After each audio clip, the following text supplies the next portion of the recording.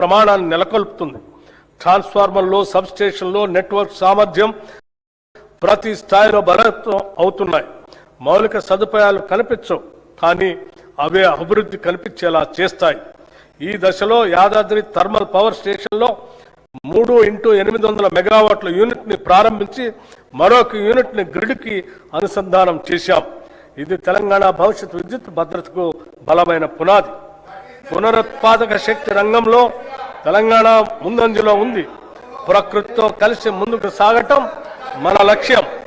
సౌర ప్రాజెక్టులు, solar విలేజ్లు, roof top విస్తరణ మాత్రమే కాదు, PM కుసుమ్ పథకం ద్వారా రైతులను విద్యుత్ వినియోగదారులుగా కాకుండా విద్యుత్ ఉత్పత్తిదారులుగా మార్చే దిశగా అడుగులు వేస్తున్నాం. ఇది రైతును వ్యవసాయకర్తగా మాత్రమే కాకుండా శక్తి రంగంలో భాగస్వామిగా నిలబడుతుంది. ఇప్పుడు శక్తి రంగం భవిష్యత్తు గురించి మాట్లాడాల్సిన సమయం వచ్చింది. శక్తిని ఉత్పత్తి చేయడం ఒక దశ, దాన్ని నిల్వ చేసి సమర్థవంతంగా వినియోగించడం భవిష్యత్తు.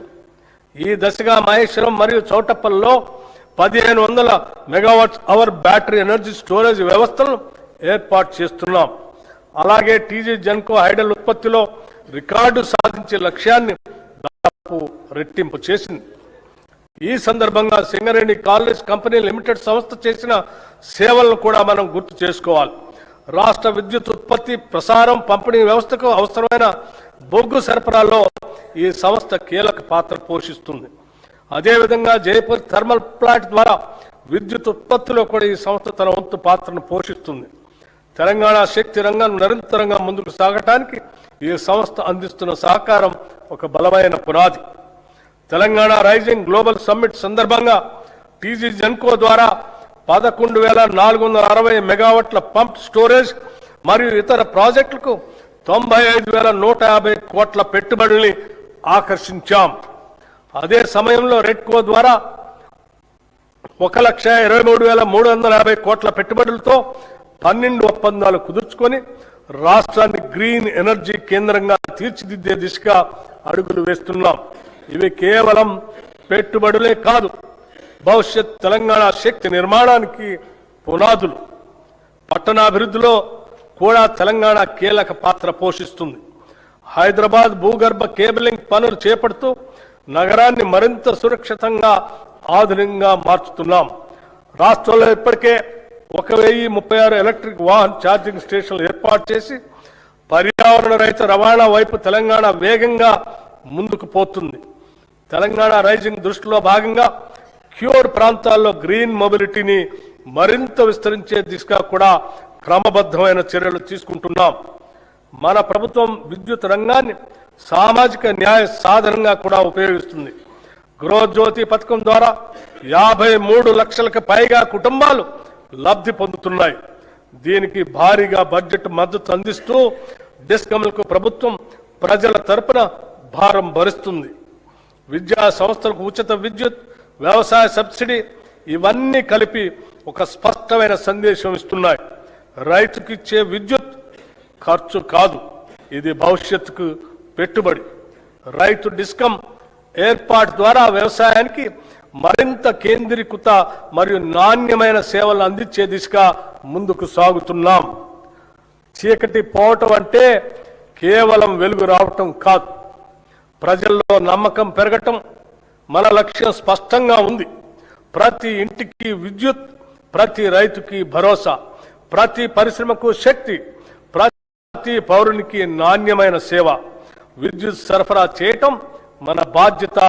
భవిష్యత్ తెలంగాణను శక్తివంతం చేయటం మన సంకల్పం. ఈ బడ్జెట్లో విద్యుత్ శాఖకు 21,285 కోట్ల రూపాయలు ప్రతిపాదిస్తున్నాం. మహాత్మా జ్యోతిరావు పూలే గారు చెప్పినట్లు, చదువు లేకపోతే జ్ఞానం రాదు, జ్ఞానం లేకపోతే నైతిక విలువలు ఉండవు, నైతిక విలువలు లేకపోతే అభివృద్ధి సాధ్యం కాదు. సమాజంలోని అట్టడుగు వర్గాలకు చదువు ఒక్కటే ఉంటే ఇవన్నీ లభిస్తాయి. నిజమైన విద్య సాధికారతనిస్తుంది. యంగ్ ఇండియా ఇంటిగ్రేటెడ్ రెసిడెన్షియల్ పాఠశాల ఏ దేశ భవిష్యత్తు అయినా విద్యతోనే నిర్మితమవుతుంది.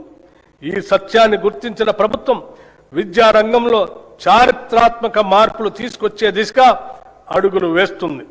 నాణ్యమైన నైపుణ్యం కలిగిన విద్యను అందించాలనే సంకల్పంతో అన్ని అసెంబ్లీ నియోజకవర్గాల్లో యంగ్ ఇండియా ఇంటిగ్రేటెడ్ రెసిడెన్షియల్ పాఠశాలని మంజూరు చేయాలని నిర్ణయించాం.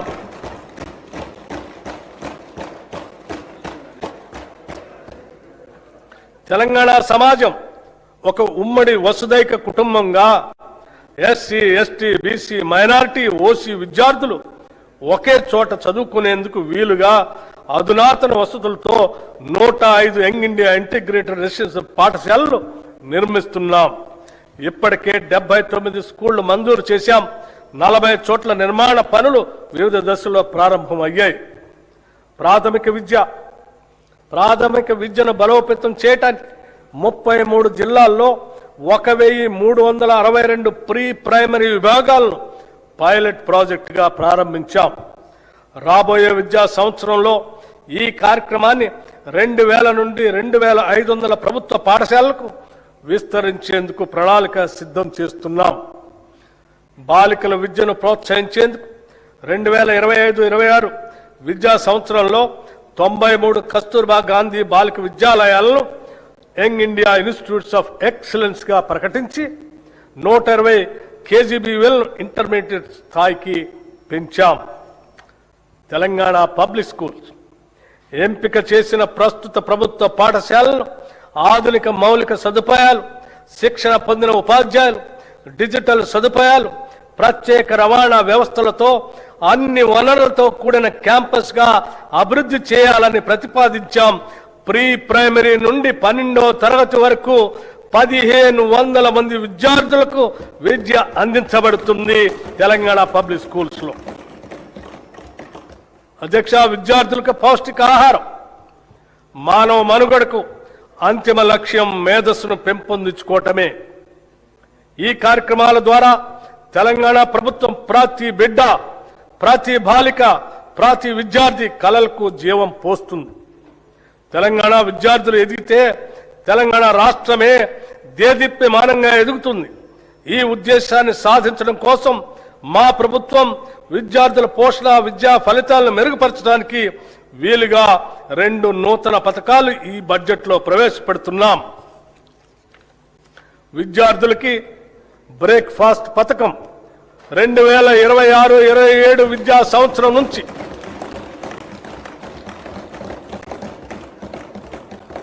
2026-27 విద్యా సంవత్సరం నుంచి ప్రీ ప్రైమరీ నుండి ఇంటర్మీడియట్ వరకు చదువుతున్న విద్యార్థులకు నాణ్యమైన పోషకాలతో రాష్ట్రంలో నూతనంగా బ్రేక్ఫాస్ట్ పథకాన్ని ప్రారంభించేందుకు ప్రభుత్వం నిర్ణయించింది.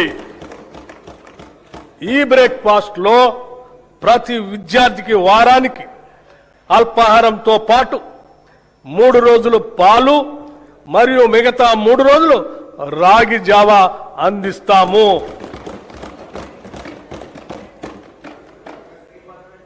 This landmark initiative will improve nutrition and health outcomes, increase attendance and punctuality, reduce dropouts and absenteeism. It will ease the burden on working parents. In simple words, no child in Telangana should begin a school day on an empty stomach.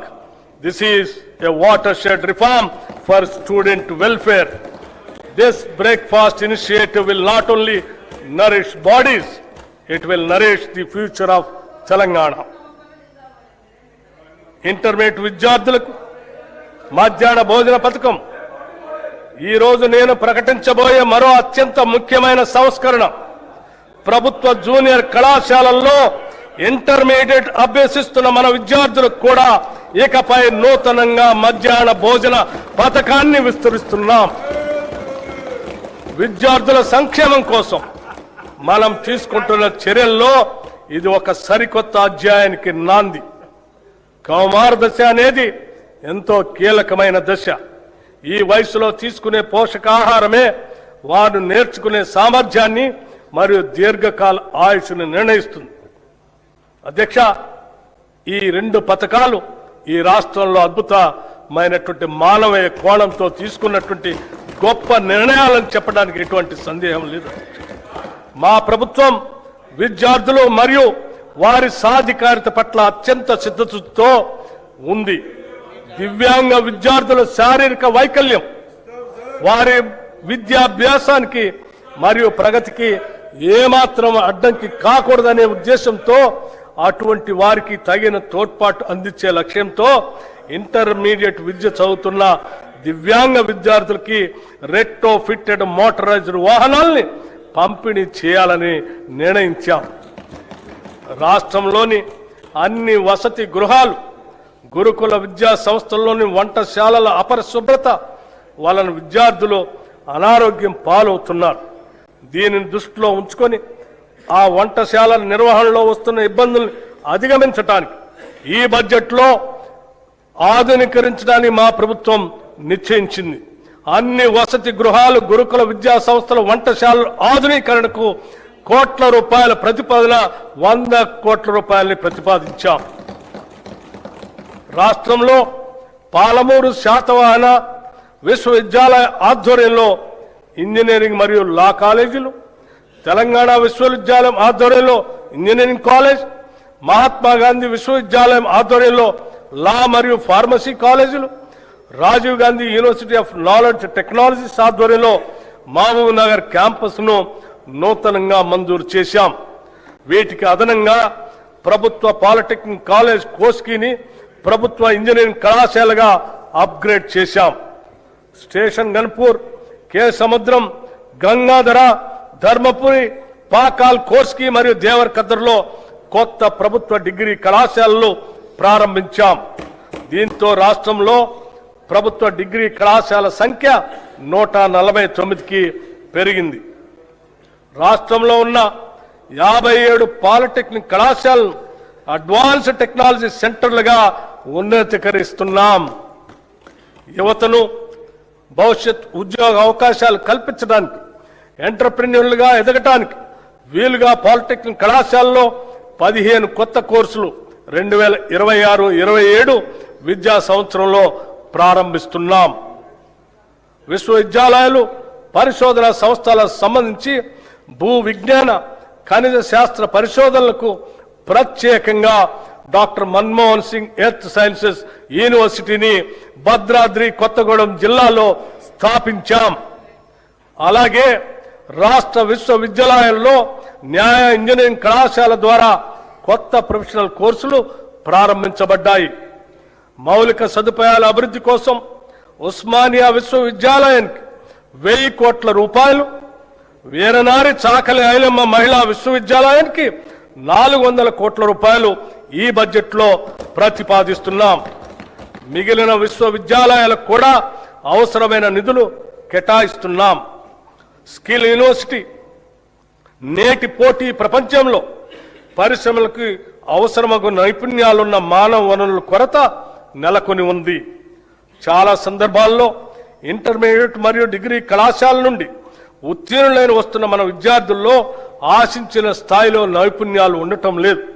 అలాగే అధునాతన ప్రత్యేక నైపుణ్యాలు అవసరమైన ఉద్యోగాలకు వారు పూర్తి స్థాయిలో సిద్ధంగా ఉండటం లేదు.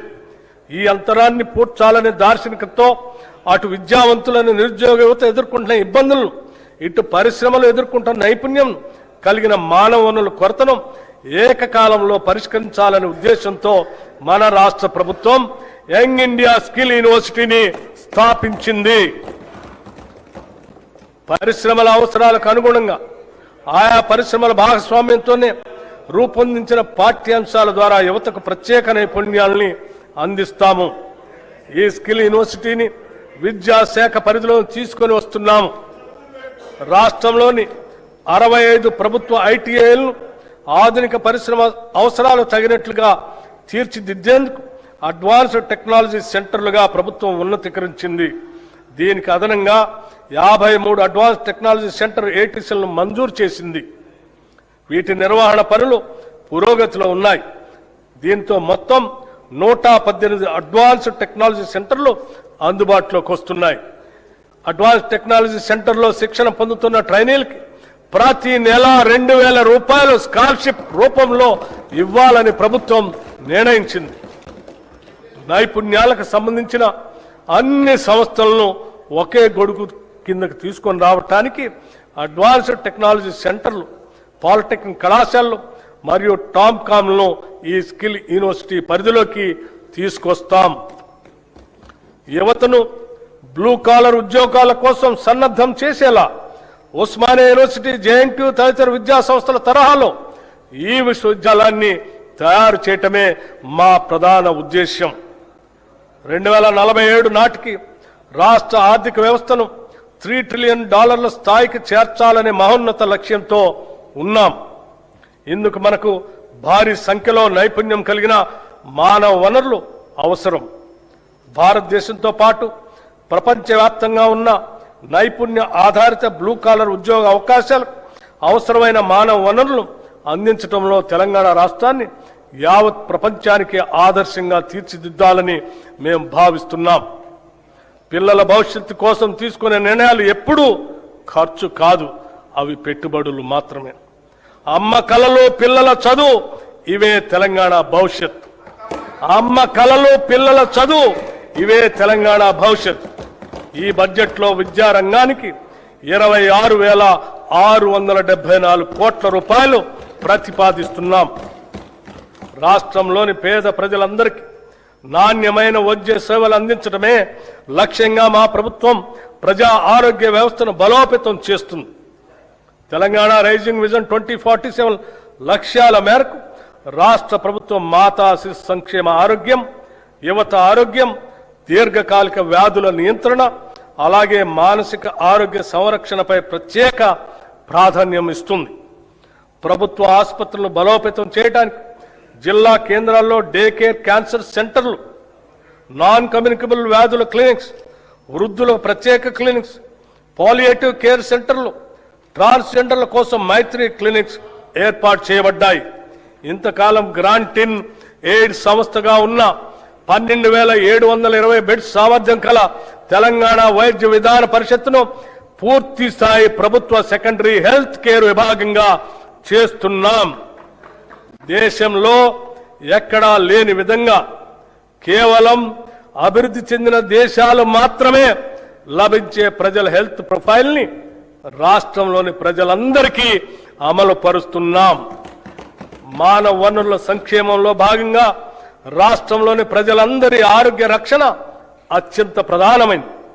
అందుకోసం ప్రజలందరి హెల్త్ ప్రొఫైల్ని సిద్ధం చేసి వారికి డిజిటల్ హెల్త్ కార్డులు అందజేస్తాం.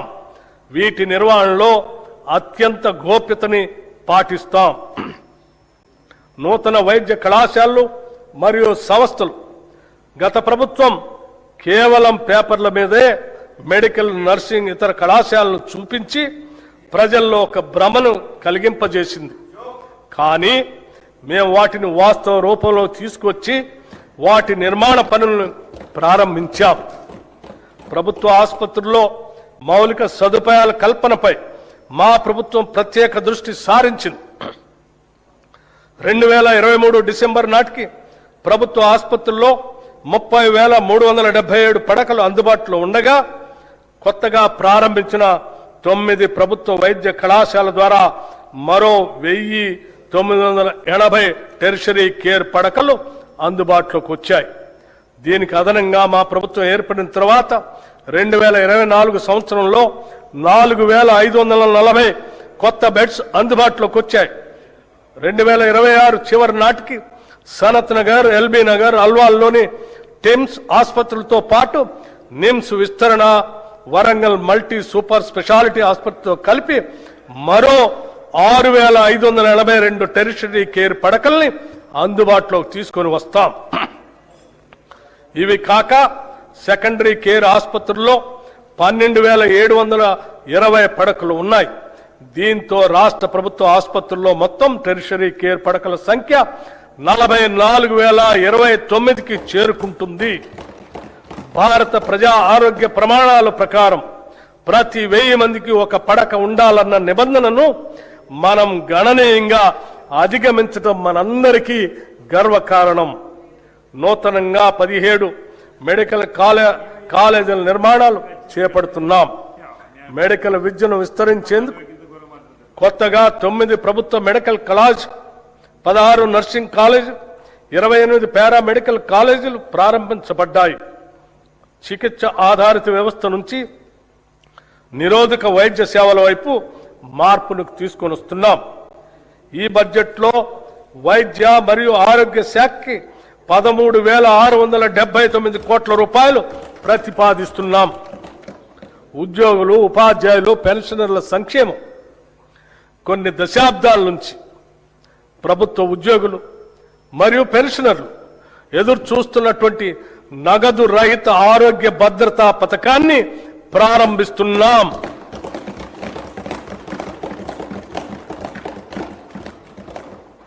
ఈ పథకం ఉద్యోగస్తులు, పెన్షనర్లు, వారిపై ఆధారపడిన కుటుంబ సభ్యులు అందరికీ వర్తిస్తుంది. ఇది ప్రభుత్వ ఉద్యోగస్తులకి, పెన్షనర్లకి ఈ ప్రభుత్వం కల్పిస్తున్న భద్రత మరియు భరోసా. ఈ నగదు రహిత ఆరోగ్య భద్రత పథకాన్ని రాజీవ్ ఆరోగ్యశ్రీ ట్రస్ట్ ద్వారా అమలు చేస్తాం. ప్రభుత్వ ఆసుపత్రులతో పాటు 421 ఎంపానెల్ ప్రైవేట్ ఆసుపత్రుల్లో 1998 వ్యాధులకు ఈ పథకం ద్వారా చికిత్సను పొందవచ్చు. ప్రతి ఉద్యోగికి డిజిటల్ హెల్త్ కార్డు అందిస్తాం. ఈ పథకం ద్వారా దాదాపు 23,51,000 మంది ప్రభుత్వ ఉద్యోగస్తులు, పెన్షనర్లు, వారిపై ఆధారపడిన కుటుంబ సభ్యులు లబ్ధి పొందుతారు. ఉద్యోగుల భద్రత కోసం దేశంలోనే తొలిసారిగా సమగ్ర ప్రమాద బీమా పథకాన్ని ప్రవేశపెట్టాం. ఈ పథకం ద్వారా రాష్ట్రంలో పనిచేస్తున్న ప్రభుత్వ ఉద్యోగులు, పెన్షనర్లు ప్రమాదవశాత్తు దురదృష్టంగా మరణిస్తే 1,20,00,000 రూపాయల ప్రమాద బీమా వర్తిస్తుంది. 60 ఏళ్ల వరకు 10 లక్షల రూపాయల టర్మ్ లైఫ్ ఇన్సూరెన్స్ కూడా వర్తిస్తుంది. విమాన ప్రమాదంలో మరణిస్తే అదనంగా 2 కోట్ల రూపాయలు అదనపు కవరేజ్ లభించే విధంగా ఈ పథకాన్ని రూపకల్పన చేశాం. ఈ పథకం 7,57,000 ప్రభుత్వ ఉద్యోగులు మరియు పెన్షనర్లకి వర్తిస్తుంది. అంగన్వాడీ టీచర్లు, హెల్పర్లు పదవీ విరమణ ప్రయోజనాలు మంజూరు చేస్తూ టీచర్లకు 2 లక్షల రూపాయలు, హెల్పర్లకు 1,00,000 రూపాయలు ఇస్తున్నాం.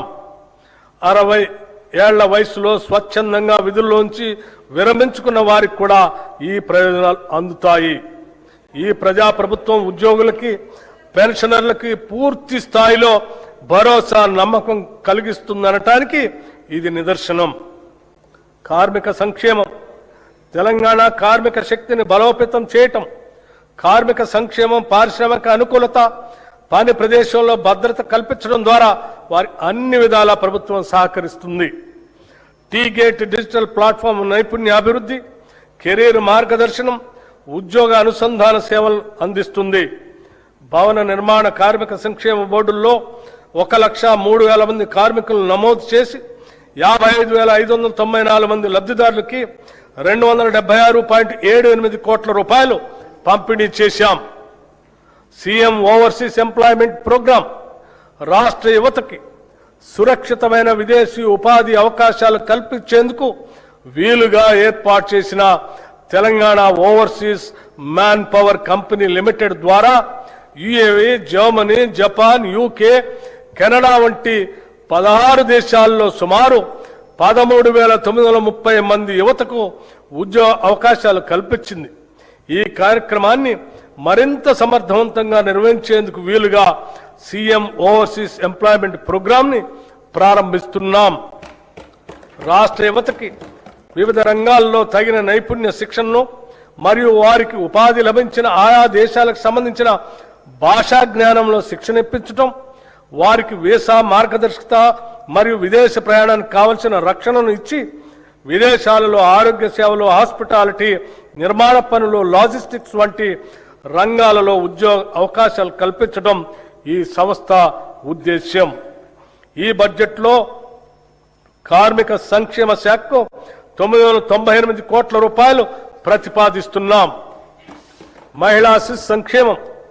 ఒక దేశం యొక్క పురోగతి అక్కడ మహిళల స్థితి ద్వారా కొలవబడుతుంది అని మహాత్మా గాంధీ గారు చెప్పినట్టు 3 నుండి 6 సంవత్సరాల వయసు గల చిన్నారుల ఉజ్వల భవిష్యత్తు కోసం రాష్ట్ర వ్యాప్తంగా ఉన్న 35,781 అంగన్వాడీ కేంద్రాల ద్వారా ఆధారశిల పాఠ్యాంశాల ద్వారా సుమారు 4 లక్షల మంది చిన్నారులకి అత్యుత్తమ ప్రీ ప్రైమరీ విద్యను ఉచితంగా అందించడంతో పాటు 2 జతల యూనిఫామ్లు అందిస్తున్నాం. బాల భరోసా పథకం ద్వారా అప్పుడే పుట్టిన బిడ్డ నుంచి 5 ఏళ్ల లోపు వయసున్న చిన్నారులలో పుట్టుకతో వచ్చే శారీరక మానసిక వైకల్యాలను లేదా ఎదుగుదలలో ఉండే లోపాలను తొలి దశలోనే గుర్తించడం ద్వారా వారికి అవసరమైన వైద్య చికిత్సలు అందించి భవిష్యత్తులో అవి శాశ్వత వైకల్యాలుగా మారకుండా నివారించి వారి తల్లిదండ్రులకి కొన్నంత భరోసాని ఇస్తుంది. దివ్యాంగుల మధ్య జరిగే వివాహాన్ని ప్రోత్సహిస్తూ తమ వైవాహిక జీవితాన్ని సంతోషంగా ప్రారంభించేందుకు వీలుగా 2 లక్షల నగదును మన ప్రభుత్వం కానుకగా అందిస్తుంది. స్టేట్ న్యూట్రిషన్ మిషన్ ద్వారా మన పట్టణాలలోని పేదలకు అదనపు పౌష్టికాహారాన్ని అందించే లక్ష్యంతో ఈ ఏడాది కొత్తగా 274 మొబైల్ అంగన్వాడీ కేంద్రాలను ఏర్పాటు చేయబోతున్నాం. పాలనా పథకం ద్వారా పనిచేసే మహిళల పిల్లల కోసం రాష్ట్ర వ్యాప్తంగా 500 అంగన్వాడీ కమ్ క్రష్ సెంటర్లు ప్రారంభిస్తున్నాం. ఈ కేంద్రాల ద్వారా పిల్లలకు పౌష్టికాహారంతో పాటు డే కేర్ సేవలు అందించి వారిని జాగ్రత్తగా చూసుకోవటం జరుగుతుంది. రాష్ట్రంలోనే మొట్టమొదటిసారిగా వృద్ధుల సంక్షేమం కోసం 37 ప్రణామ్ డే కేర్ సెంటర్ని మంజూరు చేశాం. ఈ బడ్జెట్లో మహిళా శిశు సంక్షేమానికి 3,143 కోట్ల రూపాయలు ప్రతిపాదిస్తున్నాం. షెడ్యూల్డ్ కులాలు తెగల సంక్షేమం. డాక్టర్ బిఆర్ అంబేద్కర్ గారు చెప్పినట్లు రాజకీయ ప్రజాస్వామ్యం సామాజిక ప్రజాస్వామ్యంగా మారనంత కాలం స్వాతంత్రానికి అర్థం లేదు. అంతరాలు లేని సమాజం కోసం మా ప్రభుత్వం నిరంతరం కృషి చేస్తుంది. షెడ్యూల్డ్ కులాలు షెడ్యూల్డ్ తెగలకు సామాజిక న్యాయం చేయాలనేది మా ప్రభుత్వ ముఖ్య ఉద్దేశం.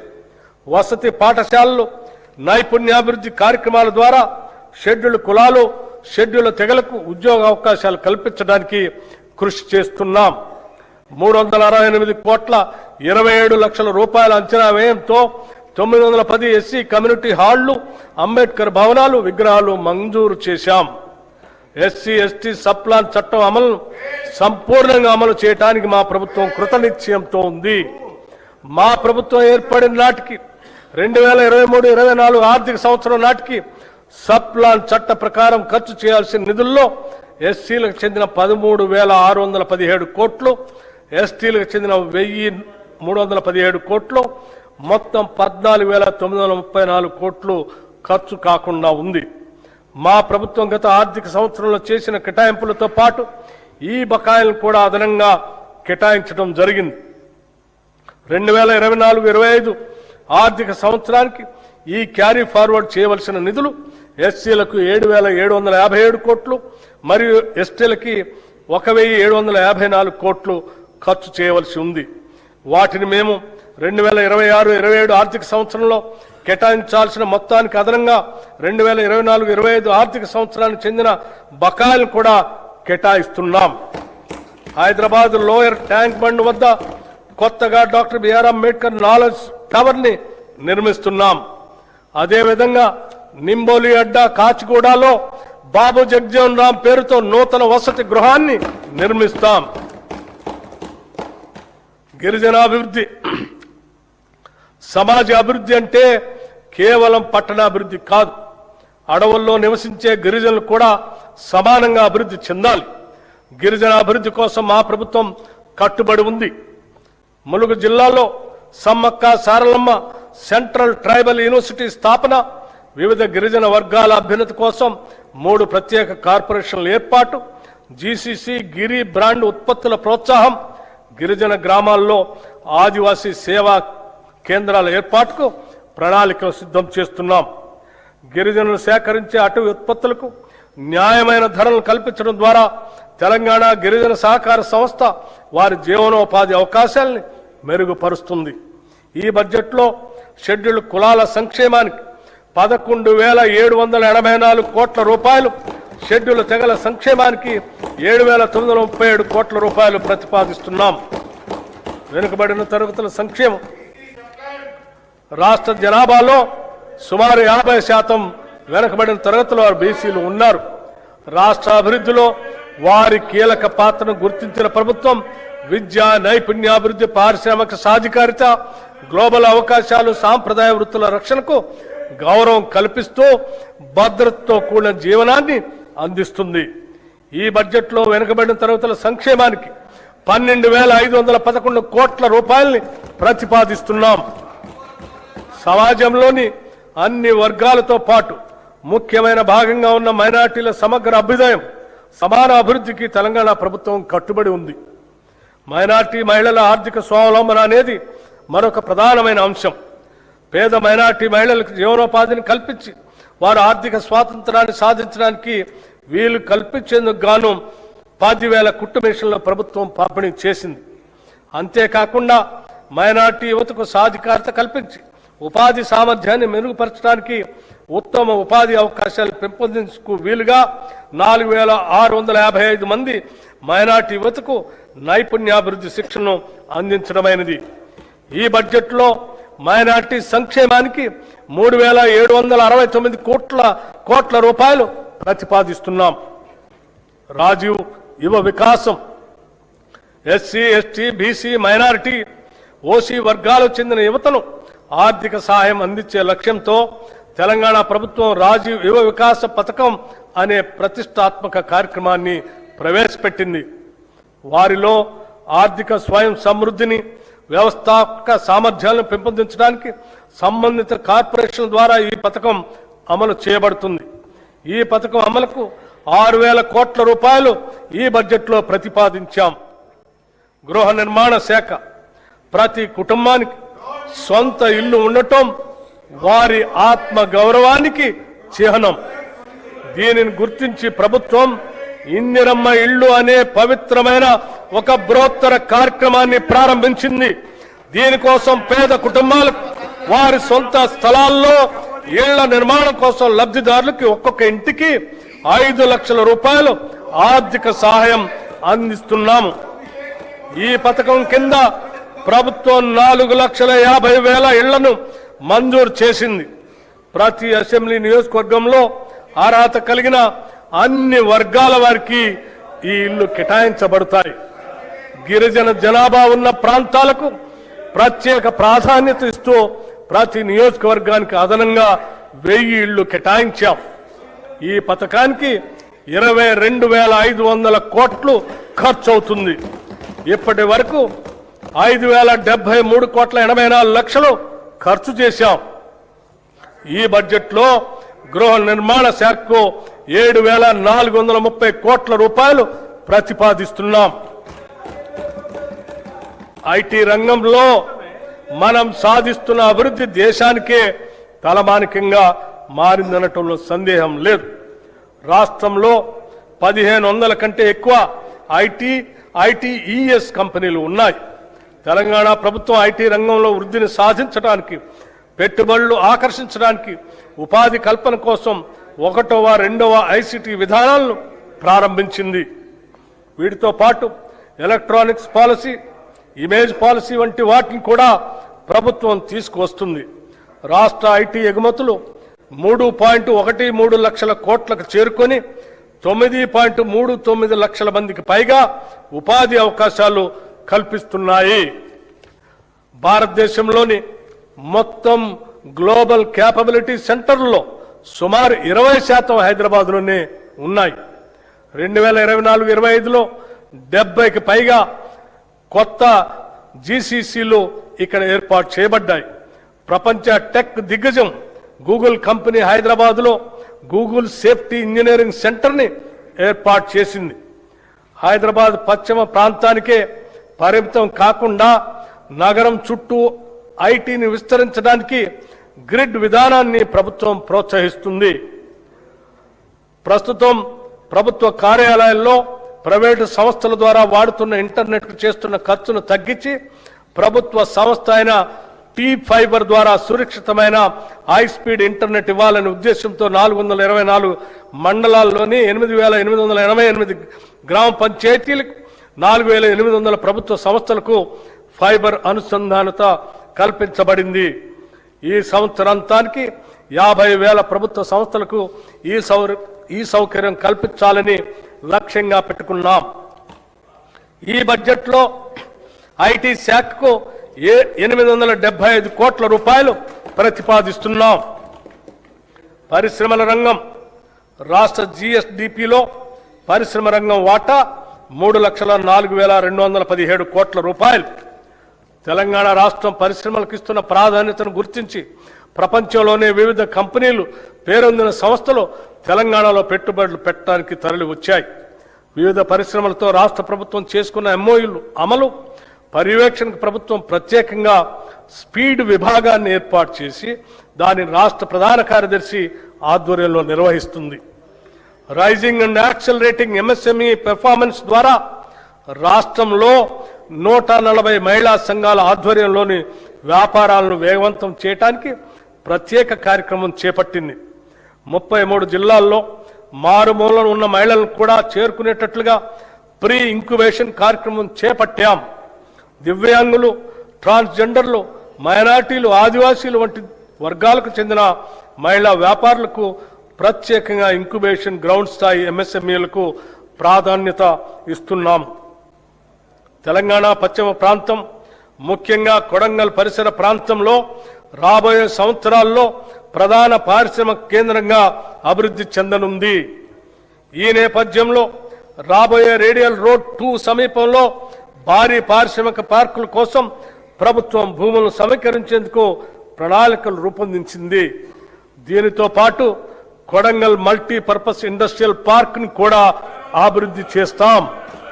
కేంద్ర ప్రభుత్వం సహకారంతో జహీరాబాద్ ఇండస్ట్రియల్ స్మార్ట్ సిటీ ప్రాజెక్టును అభివృద్ధి చేస్తున్నాం.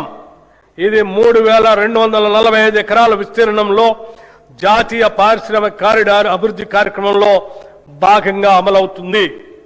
మన రాష్ట్రం నుంచి సరుకు ఎగుమతులు 1,61,843 కోట్ల రూపాయలకు చేరి దేశంలో 7వ స్థానంలో ఉంది. ఇందులో ముఖ్యంగా ఏరోస్పేస్ మరియు డిఫెన్స్ రంగాలు కీలక పాత్ర పోషిస్తూ మొత్తం ఎగుమతుల్లో దాదాపు 30% వాటాను కలిగి ఉన్నాయి. ఇంకా ఈజ్ ఆఫ్ డూయింగ్ బిజినెస్ విషయంలో తెలంగాణను కేంద్ర ప్రభుత్వం టాప్ అచీవర్గా గుర్తించడం గర్వకారణం. ఇటీవల హైదరాబాద్లో నిర్వహించిన 23వ బయో ఏషియా అంతర్జాతీయ సదస్సుకు విశేష స్పందన లభించింది. ఈ సదస్సులో 1,700 కోట్ల రూపాయల పెట్టుబడులు పెట్టడానికి పెట్టుబడిదారులు ఆసక్తి వ్యక్తపరిచారు. వి హబ్ ద్వారా రాష్ట్రంలోని 33 జిల్లాల్లో 700కు పైగా మహిళా వ్యాపారవేత్తలకు మద్దతు ఇస్తూ వారి సమగ్ర అభివృద్ధికి దోహదపడుతున్నాం. ఈ బడ్జెట్లో పరిశ్రమల శాఖకు 3,490 కోట్ల రూపాయలు ప్రతిపాదిస్తున్నాం. మన తెలంగాణ రాష్ట్రంలో హ్యాండ్లూమ్ మరియు పవర్లూమ్ రంగాలు దేశంలోనే ప్రత్యేక స్థానాన్ని సంపాదించాయి. పోచంపల్లి, ఇక్కత్, గద్వాల్, నారాయణపేట్, సిద్దిపేట, గొల్లభామ చీరలు, వరంగల్ దుప్పట్లు, హ్యాండ్లూమ్ ఉత్పత్తులు మన సంస్కృతి సంప్రదాయ వైభవాన్ని ప్రతిబింబిస్తున్నాయి. కార్యక్రమం ద్వారా కోటి మహిళలకు కోటి చీరలకు ఉచితంగా చీరల పంపిణీ చేస్తున్నాం. 1,70,000 ఇప్పటికే చీరలు అందజేశాం. మిగిలిన చీరలు అతి త్వరలో అందజేయటం జరుగుతుంది.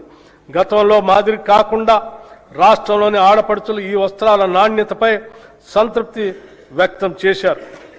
ఈ బడ్జెట్లో చేనేత రంగానికి 258 కోట్ల రూపాయలు ప్రతిపాదిస్తున్నాం. పంచాయతీరాజ్ మరియు గ్రామీణ అభివృద్ధి, గ్రామాల అభివృద్ధి చెందితేనే రాష్ట్రం అభివృద్ధి చెందుతుంది. అందుకే ఈ బడ్జెట్లో గ్రామాణి ఉపాధిపై ప్రత్యేక దృష్టి సారించాం. పంచాయతీ రోడ్లకి మార్గదర్శ కల్పిస్తున్నాం. 2025 డిసెంబర్లో 12,702 గ్రామ పంచాయతీలకు ఎన్నికలను ప్రశాంతంగా నిర్వహించాం. తద్వారా 15వ ఆర్థిక సంఘం సిఫార్సుల ప్రకారం భారత ప్రభుత్వం 1,597 కోట్ల రూపాయలను విడుదల చేసింది. ఎన్నికైన సర్పంచులు అందరికీ 5 రోజులు సమగ్ర శిక్షణను కూడా అందించాం. మహాత్మా గాంధీ జాతీయ గ్రామీణ ఉపాధి హామీ చట్టం భారతదేశ ఆత్మ గ్రామాల్లోనూ ఉన్నది అని మహాత్మా గాంధీ అన్నారు. గ్రామాల్లోని పేదరికాన్ని, నిరుద్యోగాన్ని తరిమి కొట్టడానికి ఒక అస్త్రంలా మహాత్ముడి పేరు మీద అప్పటి యూపీఏ ప్రభుత్వం తీసుకొచ్చిన గొప్ప చట్టమే మహాత్మా గాంధీ జాతీయ గ్రామీణ ఉపాధి హామీ చట్టం. ఇది కేవలం ఒక పథకం కాదు, ఇది సామాన్యుడికి కల్పించిన ఉపాధి హక్కు. ఈ పథకం గత 2 దశాబ్దాలుగా పల్లెల్లో ఒక నిశ్శబ్ద విప్లవాన్ని తెచ్చింది. ఏటా 100 రోజుల పని గ్యారంటీ ఇవ్వటం ద్వారా వలసలను అరికట్టి కూలీల్లో 50% పైగా ఉన్న మహిళలకు మహిళా సాధికారితను ఇది పట్టుకొమ్మగా నిలిచింది. కానీ ప్రస్తుత కేంద్ర ప్రభుత్వం ఎంజీఎన్ఆర్ఈజీఏ స్థానంలో వీబీజీ రామ్జీ అనే కొత్త పథకాన్ని తీసుకొచ్చింది. మన తెలంగాణ శాసనసభ ఈ కొత్త చట్టాన్ని ఏకగ్రీవంగా వ్యతిరేకించింది. పాత చట్టం ద్వారా కేంద్రం 90% నిధులు ఇస్తే ఈ చట్టం ద్వారా కేంద్రం 60% నిధులు మాత్రమే ఇస్తుంది. మిగతా 40% నిధులు రాష్ట్రం భరించాలని నిబంధన పెట్టింది. ఇది మళ్లీ వలసలను ప్రోత్సహించే కార్యక్రమం. తెలంగాణలో 90% మంది లబ్ధిదారులు ఎస్సీ, ఎస్టీ, బీసీ వర్గాల వారే. బడ్జెట్ పరిమితుల వల్ల వీరి జీవనోపాధికి పెను ప్రమాదం పొంచి ఉంది. హ్యామ్ రోడ్లు రాష్ట్రంలోని పంచాయతీరాజ్ ఇంజనీరింగ్ డిపార్ట్మెంట్ ఎంపిక చేసిన రహదారులను హైబ్రిడ్ యాన్యుటీ మోడ్ విధానంలో నిర్మాణం, అభివృద్ధి, నిర్వహణ చేసేందుకు ప్రతిపాదనలు సిద్ధమయ్యాయి. మొదటి దశ కింద 96 నియోజకవర్గాల పరిధిలో 7,450 కిలోమీటర్ల గ్రామీణ రోడ్ల నిర్మాణం చేపట్టడం జరుగుతుంది. ఈ విధానం ప్రకారం 40% వ్యయాన్ని రాష్ట్ర ప్రభుత్వం భరించగా మిగిలిన 60% రాయితీదారు పెట్టుబడి పెడతారు. ఈ 60% రాష్ట్ర ప్రభుత్వం 15 సంవత్సరాల కాల పరిమితి 30 యాన్యుటీల్లో తిరిగి చెల్లిస్తుంది. ఈ రోడ్ల నిర్వహణ బాధ్యత పెట్టుబడిదారుడికే ఉంటుంది. ఈ ఆర్థిక సంవత్సరంలో 2,980 కిలోమీటర్ల రహదారుల్ని నిర్మించాలని ప్రతిపాదించడమైనది. ప్రస్తుత ఆర్థిక సంవత్సరంలో నగదు చెల్లింపుకి 1,372 కోట్ల రూపాయలు అవసరం అవుతుంది. ఈ బడ్జెట్లో పంచాయతీరాజ్ గ్రామీణ అభివృద్ధికి 33,688 కోట్ల రూపాయలు ప్రతిపాదిస్తున్నాము. సాగునీటి ప్రాజెక్టులు డిసెంబర్ 2023లో మా ప్రభుత్వం బాధ్యతలు చేపట్టిన నుండి సాగునీటి ప్రాజెక్టులు పూర్తి చేయటం ప్రభుత్వ ప్రాధాన్యంలో ఒకటిగా ఉంది. కృష్ణా, గోదావరి జలాల్లో తెలంగాణకు దక్కాల్సిన న్యాయమైన వాటా కోసం గౌరవ సుప్రీంకోర్టు ట్రిబ్యునల్, చట్టబద్ధమైన సంస్థలు, భారత ప్రభుత్వం వంటి ప్రతి వేదిక పైన మా ప్రభుత్వం సమర్థవంతంగా పోరాడింది. మా ప్రభుత్వానికి గతంలో పెండింగ్లో ఉన్న అనేక ప్రాజెక్టులు వారసత్వంగా వచ్చాయి. క్యాపబిలిటీ ప్రస్తుతం కొనసాగుతున్న మరియు పెండింగ్లో ఉన్న ప్రాజెక్టులైన పాలమూరు రంగారెడ్డి ఎత్తిపోతల పథకం, మహాత్మా గాంధీ కలవకుర్తి ఎత్తిపోతల పథకం, జవహర్ నెట్టెంపాడు ఎత్తిపోతల పథకం, రాజీవ్ భీమా ఎత్తిపోతల పథకం, మక్తల్ నారాయణపేట కొడంగల్ ఎత్తిపోతల పథకం, ఎలిమినేటి మాధవరెడ్డి శ్రీశైలం ఎడమకట్టు గాలువ ప్రాజెక్ట్, ఉదయ సముద్రం డిండి ఎత్తిపోతల పథకం, మహాత్మా గాంధీ ఎత్తిపోతల పథకం, జాన్పాడు ఎత్తిపోతల పథకం, మోతే ఎత్తిపోతల పథకం, జె చొక్కారావు దేవాదుల ఎత్తిపోతల పథకం, సీతారామ ఎత్తిపోతల పథకం, చిన్న కాళేశ్వరం ఎత్తిపోతల పథకం, Gouravelli project, Errapalem Jawaharlal lift irrigation project, Triveni Sangamam, Pulimadugu వాగు, కొమరం భీము, చిక్మాను వాగు, కేరామేరి మండలంలో అమ్మవారి, మడగాస్కర్, లెండిగూడ, జైనూర్, మంటో, రోసి, మల్టా మినీ రిజర్వాయర్ మరియు ఇతర ముఖ్యమైన ప్రాజెక్టులు పూర్తి చేసే దిశగా మేము కృషి చేస్తున్నాము. గత ప్రభుత్వం చేసిన చారిత్రక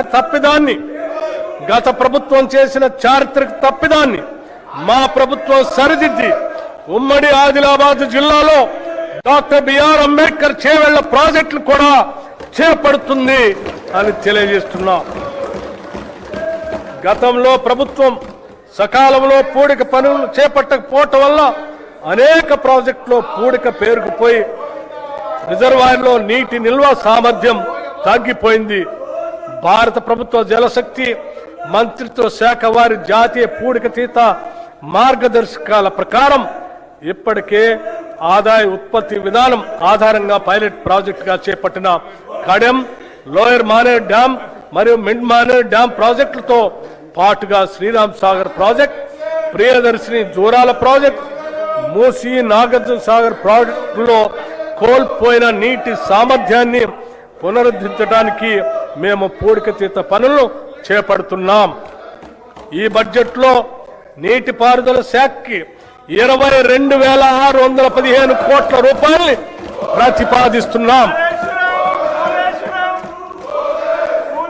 రవాణా శాఖ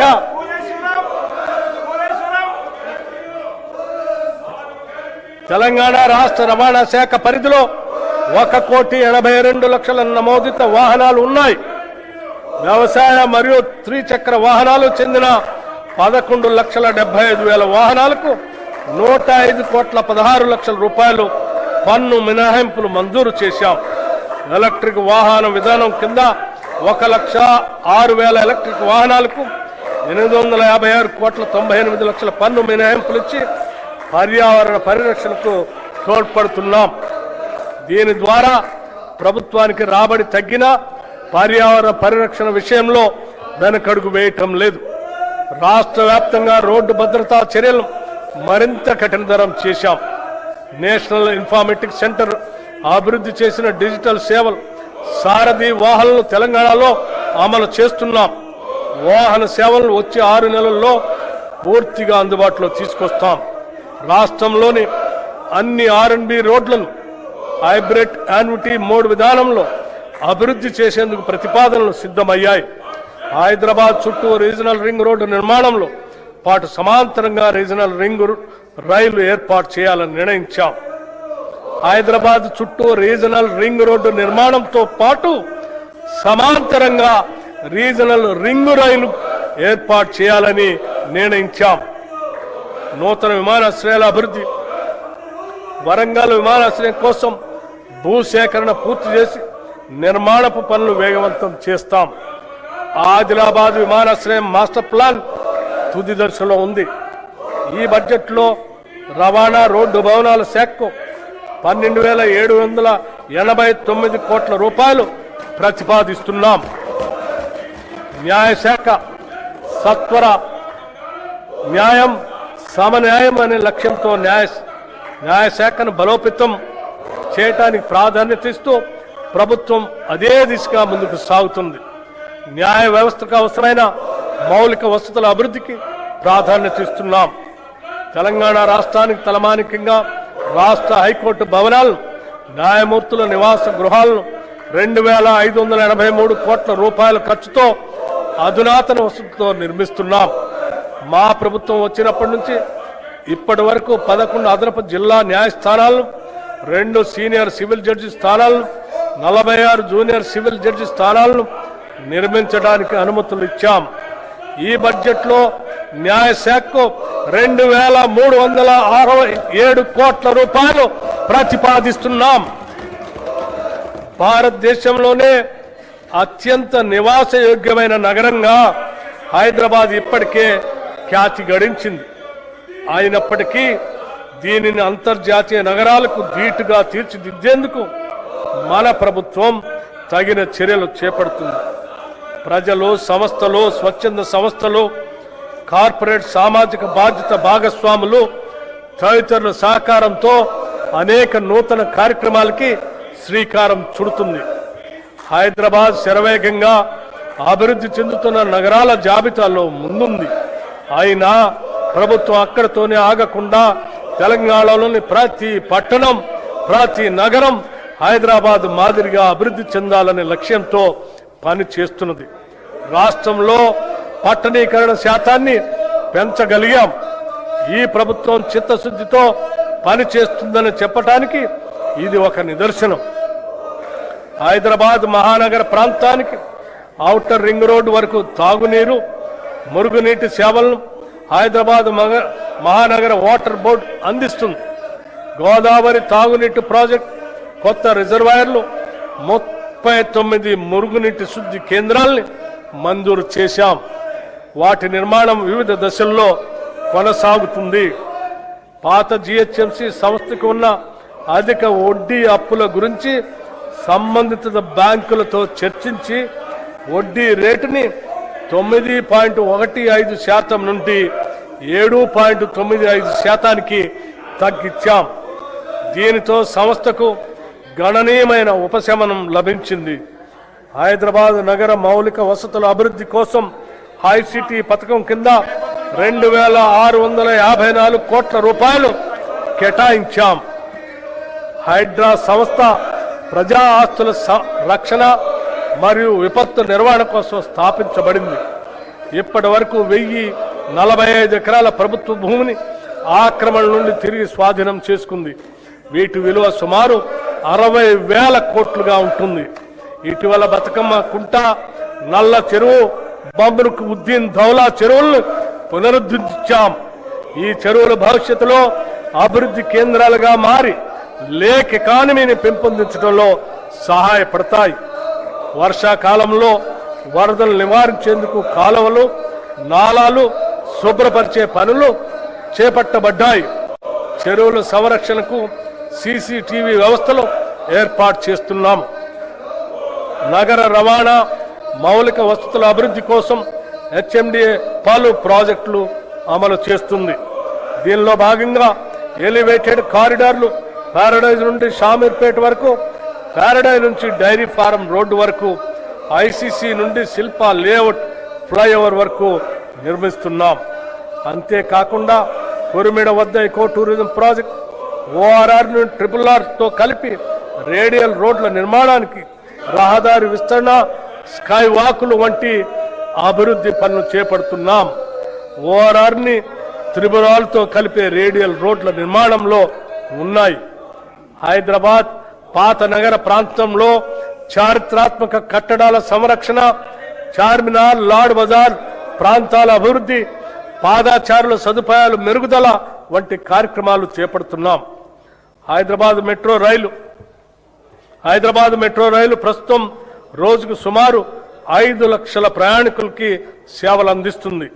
ఈ సౌకర్యాన్ని పాత బస్తీకి విస్తరించడంతో పాటు మెట్రో ఫేజ్ 2 కింద కొత్త కారిడార్లు నిర్మించి నెట్వర్క్ను విస్తరించే ప్రణాళికను ప్రభుత్వం రూపొందించింది. హైదరాబాద్ మహానగరానికి జీవనాడిగా ఉన్న హైదరాబాద్ మెట్రో రైలు ప్రాజెక్ట్ని ఎల్ఎన్టీ సంస్థ నుంచి తెలంగాణ ప్రభుత్వం తన ఆధీనంలోకి తీసుకోవాలని నిర్ణయం తీసుకోవటం రాష్ట్ర రవాణా చరిత్రలో ఒక సాహసోపేతమైన ప్రజా అనుకూలమైన నిర్ణయం. వేగంగా విస్తరిస్తున్న హైదరాబాద్ నగరంలో పాత బస్తీ, శంషాబాద్ విమానాశ్రయం, హైటెక్ సిటీ దాటి ఇతర ప్రాంతాలకు మెట్రో విస్తరణ ఫేజ్ 2, ఫేజ్ 3 అత్యవసరంగా మారింది. మూసీ నది పునరుద్ధరణ కోసం 55 కిలోమీటర్ల పరిధిలో భారీ అభివృద్ధి ప్రణాళిక చేపడుతున్నాం. ఈ ప్రాజెక్టుకు మొదటి దశ ఉస్మాన్ సాగర్ మరియు హిమాయత్ సాగర్ నుంచి గాంధీ సరోవర్ వరకు ఉంటుంది. ఈ మూసీ పునరుద్ధరణలో భాగంగా గోదావరి ప్రాజెక్టు ద్వారా 2.5 టీఎంసీల నీరు మూసీకి అందించబడుతుంది. 45 ఎస్టీపీలు ఇప్పటికే పనిచేస్తుండగా అదనంగా మరో 39 ఎస్టీపీలు మంజూరు చేయగా వివిధ దశల్లో నిర్మాణంలో ఉన్నాయి.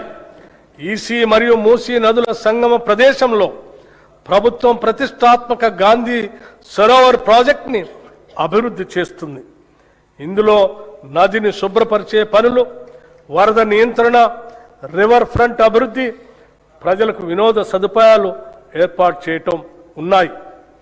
మూసీ నది బఫర్ జోన్లో ఉన్న ప్రజలకి ఎటువంటి ఇబ్బంది లేకుండా మానవీయ కోణంలో వారికి పునరావాసం కల్పిస్తాం.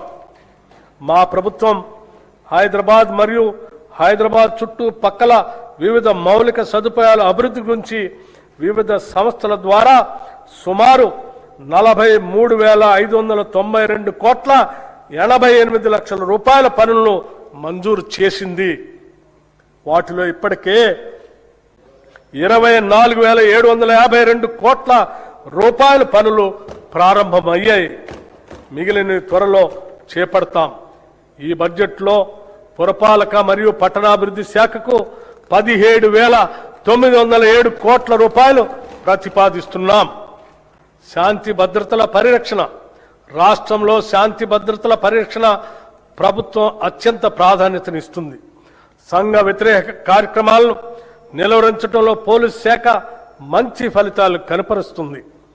డ్రగ్స్ పై ఉక్కుబాతం మోపేందుకు, రాష్ట్రాన్ని మాదక ద్రవ్యాల ముప్పు నుంచి రక్షించేందుకు ప్రభుత్వం ఈగల్ అనే ప్రత్యేక దళాన్ని ఏర్పాటు చేసింది.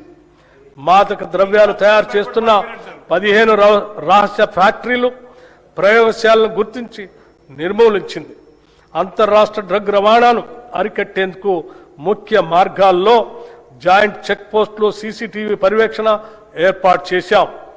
దర్యాప్తు సామర్థ్యాన్ని పెంచేందుకు ప్రత్యేక నార్కోటిక్ ఫోరెన్సిక్ ప్రయోగశాల కూడా స్థాపించాం.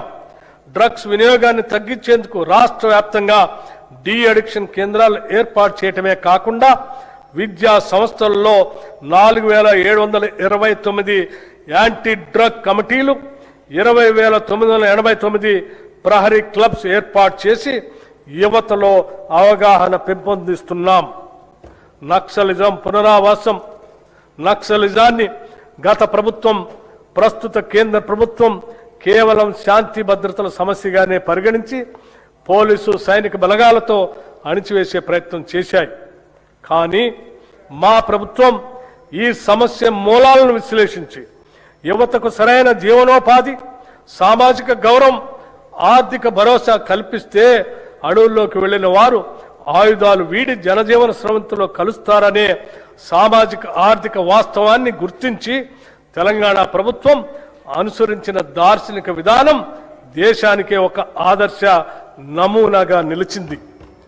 తెలంగాణ రాష్ట్రం ఏర్పడిన తర్వాత 2014-2023 వరకు 347 మంది మావోయిస్టులు లొంగిపోగా, మా ప్రభుత్వం ఏర్పడిన 2023 డిసెంబర్ 7 నుండి 2026 మార్చి 8 వరకు 732 మంది వివిధ స్థాయి క్యాడర్ మావోయిస్టులు లొంగిపోయారు.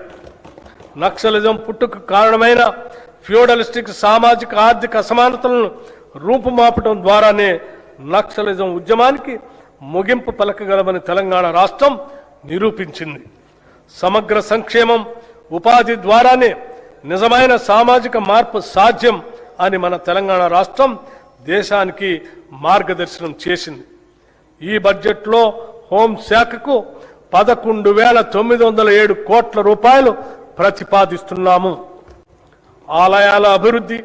తెలంగాణ సాంస్కృతిక ఆధ్యాత్మిక వారసత్వాన్ని కాపాడేందుకు ప్రభుత్వం ప్రత్యేక చర్యలు తీసుకుంటుంది. రాష్ట్రంలో ఆధ్యాత్మిక పర్యాటక అభివృద్ధికి, భక్తులకు మెరుగైన సౌకర్యాలు కల్పించేందుకు భద్రాచలం, కాళేశ్వరం, వేములవాడ, ధర్మపురి వంటి దేవాలయ అభివృద్ధి పైన ప్రత్యేక దృష్టి సారించి తగు నిధులను కూడా మంజూరు చేస్తున్నాం. ప్రసిద్ధి చెందిన రాజన్న దేవాలయాన్ని పూర్తి స్థాయి ఆధ్యాత్మిక కేంద్రంగా అభివృద్ధి చేస్తున్నాం. గోదావరి పుష్కరాలు. 12 ఏళ్లకు ఒకసారి అత్యంత పవిత్రంగా జరుపుకునే గోదావరి పుష్కరాలు తెలంగాణ రాష్ట్రంలో 2027 జూన్ 26 నుండి జూలై 7 వరకు జరగనున్నాయి. ఈ పవిత్ర దినాల్లో సుమారు 8 కోట్ల మంది భక్తులు పుణ్యస్థానాలు ఆచరిస్తారని ప్రభుత్వం అంచనా వేస్తుంది. ఈ నేపథ్యంలో తెలంగాణ సంస్కృతి ఉట్టి పడేలా కుంభమేళా తరహాలో ఈ పుష్కరాలను ప్రతిష్టాత్మకంగా నిర్వహించేందుకు రాష్ట్ర ప్రభుత్వం సన్నాహాలు చేస్తుంది. ఈ పుష్కరాల నిర్వహణ మరియు రోడ్ల విస్తరణ, కొత్త ఘాట్ల నిర్మాణం, దేవాలయాల అభివృద్ధి వంటి మౌలిక సదుపాయాల అభివృద్ధి ఏర్పాట్లను పర్యవేక్షించడానికి గౌరవ మంత్రివర్యులు శ్రీ డి శ్రీధర్ బాబు గారి నేతృత్వంలో ఒక ప్రత్యేక కేబినెట్ సబ్ కమిటీని ప్రభుత్వం ఏర్పాటు చేసింది. భక్తులకు సౌకర్యవంతమైన దర్శనం, భద్రత, రద్దీ నియంత్రణ కోసం ఆధునిక సాంకేతికను వినియోగించే చర్యలు తీసుకుంటుంది. ఈ గోదావరి పుష్కరాల నిర్వహణ కొరకు ఈ బడ్జెట్లో 500 కోట్ల రూపాయలు ప్రతిపాదిస్తున్నాం. ఆధ్యాత్మిక పర్యాటక అభివృద్ధి. రాష్ట్రంలో ఆధ్యాత్మిక పర్యాటకాన్ని అభివృద్ధి చేయడంతో పాటు భక్తులకు మెరుగైన సౌకర్యాలు కల్పించడం ప్రభుత్వ ప్రధాన లక్ష్యం. రాష్ట్ర దేవాదాయ శాఖ తెలంగాణ పర్యాటక అభివృద్ధి సంస్థతో కలిసి రాష్ట్రంలో 9 కొత్త పవిత్ర యాత్రా సర్క్యూట్లని ప్రారంభించింది. ఈ యాత్రా సర్క్యూట్ల ద్వారా భక్తులకు వసతి సదుపాయాలు, ప్రత్యేక దర్శనం, పర్యాటక సౌకర్యాలు అందించబడుతున్నాయి. యువజన సర్వీసులు, క్రీడలు, టూరిజం. యువతే రాష్ట్ర భవిష్యత్తుకు మార్గనిర్దేశకులు. వారిలో నైపుణ్యాభివృద్ధిని పెంపొందించి పారదర్శక నియామక ప్రక్రియ ద్వారా ఉపాధి అవకాశాలను పెంపొందిస్తున్నాం. గత ఏడాది డిసెంబర్ 13, 2025న ఉప్పల్ రాజీవ్ గాంధీ అంతర్జాతీయ స్టేడియం ఒక అపూర్వ ఘట్టానికి వేదికైంది. ప్రపంచ ఫుట్బాల్ దిగ్గజం లియోనెల్ మెస్సీని మన హైదరాబాద్ గడ్డపైకి తీసుకురావటం మన ప్రభుత్వ దార్శనికతకు, క్రీడల పట్ల ఉన్న చిత్తశుద్ధికి నిదర్శనం. ఈ చారిత్రక ప్రదర్శన మ్యాచ్లో సాక్షాత్తు గౌరవ ముఖ్యమంత్రి శ్రీ రేవంత్ రెడ్డి గారు పాల్గొన్న తీరు రాష్ట్ర వ్యాప్తంగా లక్షలాది మంది యువతలో అపూర్వమైన క్రీడా స్ఫూర్తిని రగిలించింది. అట్టడుగు స్థాయి నుండి ప్రతిభను వెలికి తీయాలనే లక్ష్యంతో ఎంపిక చేసిన పేద మరియు ప్రతిభావంతులైన పిల్లల కోసం మెస్సీ బృందంతో ప్రత్యేక ఫుట్బాల్ క్లినిక్ ఏర్పాటు చేశాం. ప్రపంచ స్థాయి ఆటగాళ్ల చేతుల మీదుగా ఈ పిల్లలు శిక్షణ పొందటం రేపటి తెలంగాణ క్రీడా భవిష్యత్తుకు వేసిన బలమైన పునాది. రాష్ట్రాన్ని 2047 నాటికి దేశానికి స్పోర్ట్స్ క్యాపిటల్గా మార్చేందుకు ఈ ప్రభుత్వం ప్రణాళికలు రూపొందించింది. తెలంగాణ స్పోర్ట్స్ కాంక్లేవ్లో రాష్ట్ర నూతన క్రీడా విధానాన్ని మా ప్రభుత్వం ఆవిష్కరించింది. రాష్ట్రంలో క్రీడా రంగం అభివృద్ధి కోసం 9 కీలక ఎంఓయూలు చేసుకున్నాం. వివిధ క్రీడల్లో ప్రత్యేక శిక్షణతో పాటు క్రీడాకారులు మానసికంగా, శారీరకంగా దృఢంగా ఉండేందుకు వీలుగా చర్యలు చేపట్టాం. గురుకులాల్లోని విద్యార్థులకు జల్లెడ పట్టి ప్రతిభావంతులను ఎంపిక చేసి ప్రత్యేకంగా శిక్షణ అందించాలని మా ప్రభుత్వం నిర్ణయించింది.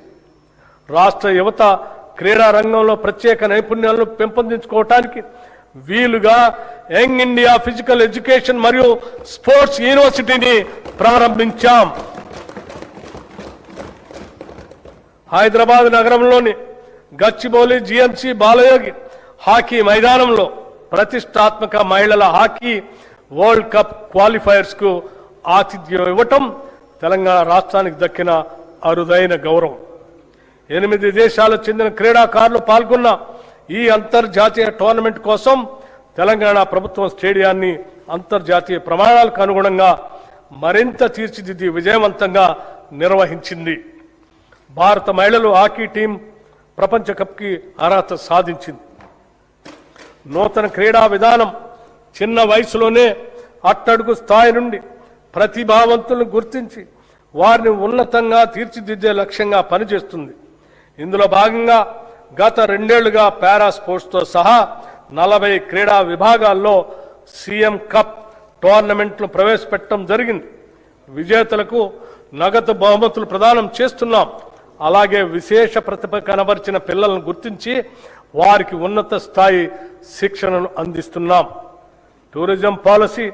తెలంగాణ రాష్ట్రంలో పర్యాటక రంగాన్ని సమగ్రంగా అభివృద్ధి చేయడానికి మా ప్రభుత్వం తెలంగాణ టూరిజం పాలసీ 2025-2030ని ప్రకటించి అమలు చేస్తుంది.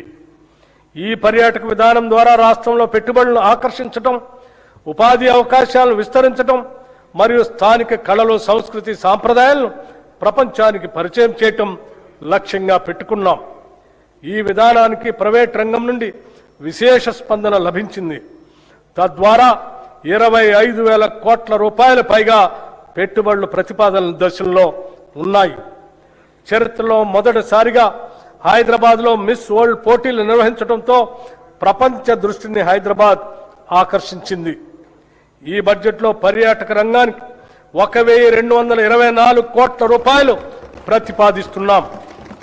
గౌరవ అధ్యక్ష, బడ్జెట్ అంటే కేవలం సంఖ్యలు అక్షరాలు మాత్రమే కాదు, మన జీవితం, మన భవిష్యత్తు. కలలు కనే యువతకు భవిష్యత్తుపై ఆశ కల్పించటం, ఆసరా కోసం చూసే బలహీనల్ని ఆదుకోవటం, నీడలేని వారికి నీడ కల్పించటం, పంట పొలాలకి నీళ్లు పారించటం, ఫల సహాయం పెంచటం, కష్టపడే వారికి పని కల్పించటం, ఇష్టపడేలా పాలన అందించటం. ఒక్క మాటలో చెప్పాలంటే నేను ప్రతిపాదిస్తున్న ఈ బడ్జెట్ తెలంగాణ ప్రజల ఆశా దీపం.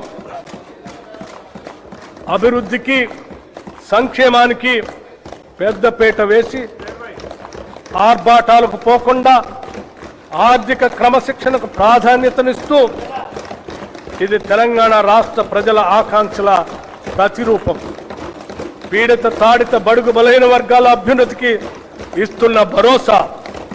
ఒకవైపు ఆర్థిక పరమైన ఒడిదుడుకులు ఎన్ని ఎదురైనా అభివృద్ధి సంక్షేమ కార్యక్రమాలకు ఏమాత్రం నిధులు కొరత రాకుండా ఈ బడ్జెట్ను సమతుల్యంగా రూపొందించాం. పన్నుల భారంతో సామాన్యుడి పైన భారం మోపకుండా ఉన్న వనరులను సద్వినియోగం చేస్తూ కొత్త సంపదను సృష్టించి దానిని ప్రజలకు పంచడమే మా ప్రజా ప్రభుత్వ ఆర్థిక విధానం. పేదవాడి కన్నీరు తుడిచిన నాడే నిజమైన అభివృద్ధి అని మహాత్మా గాంధీ మాటలను, ఆశయాలను స్ఫూర్తిగా తీసుకొని మా ఈ 2 ఏళ్ల పాలన 10 ఏళ్ల విధ్వంసాన్ని సరిదిద్దే పునాది ఈ బడ్జెట్. ఈ పునాదిపై ఒక సుందరమైన, సుసంపన్నమైన, ప్రశాంతమైన తెలంగాణ రాష్ట్రాన్ని నిర్మించే బ్లూ ప్రింట్ ఇది. ప్రతిపక్షాలు కేవలం విమర్శలకే పరిమితం కాకుండా రాష్ట్ర అభివృద్ధికి నిర్మాణాత్మక సలహాలు, సూచనలు ఇవ్వాలని, అభివృద్ధిలో భాగస్వాములు కావాలని కోరుకుంటున్నాను. 2026-27 బడ్జెట్ అంచనాలు 2026-27 ఆర్థిక సంవత్సరానికి మొత్తం వ్యయం 3,24,234 కోట్ల రెవెన్యూ వ్యయం రూపాయలు, 2,34,406 కోట్లు మూలధన వ్యయం 47,267 కోట్లుగా ప్రతిపాదిస్తున్నాను. తెలంగాణ ప్రజలపై విశ్వాసంతో, వారి భవిష్యత్తుకు భరోసా కల్పిస్తుందన్న నమ్మకంతో ప్రజల పక్షాన నిలబడి వారి స్వప్నాలను సాకారం చేసే ఈ 2026-27 ఆర్థిక సంవత్సరపు బడ్జెట్ను సదా ఆమోదం కోసం సమర్పిస్తున్నాను. జై హింద్, జై తెలంగాణ.